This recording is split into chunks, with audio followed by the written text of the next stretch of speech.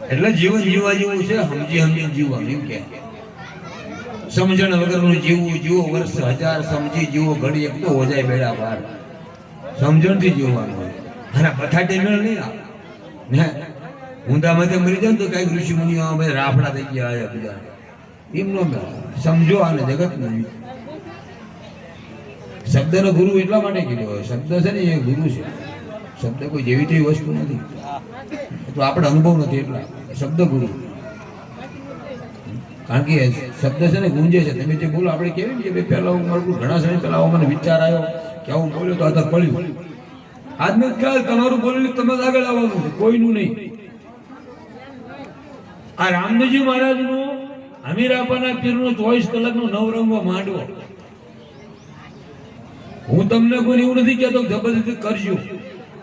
હું કહું છું થોડી ઘણી માનવતા હોય આપણામાં, આપણા ધર્મની ધારા ઉપર હાલતા હોય અને અમારું માનવા તૈયાર હોય ને તો આ બધાની મેં એક વાત કેવી છે કે જીવનમાં કોઈની ખોલણી ન કરતા. તમને ભાવે તમે તમારા માલિક પોતે છો ને. સામે વાળો માલિક પોતે છે. આત્મા ઉપર કોઈનો કોઈ અધિકાર નથી. આત્મા સ્વતંત્ર છે. એની બુદ્ધિ પ્રમાણે માને એવું હોય તો કોઈ ન માને એવું હોય કોઈને દેડકો કરે, પણ કોઈની ખોલણી ન કરે. રાજકીય એવો નિયમ નહીં હોય ભગવાન હું કોઈની ખોલણી નહીં કરું. જો તમારો ઉધાર તમારો પોતાનો, મારી માટે નહીં હોય, તમારો પોતાનો ઉધાર કરવો હોય. લીલડદેવે કીધું કોઈની હાલ જોઈ કોઈને કહેવી નહીં. એક આવડો નિયમ રાખજે.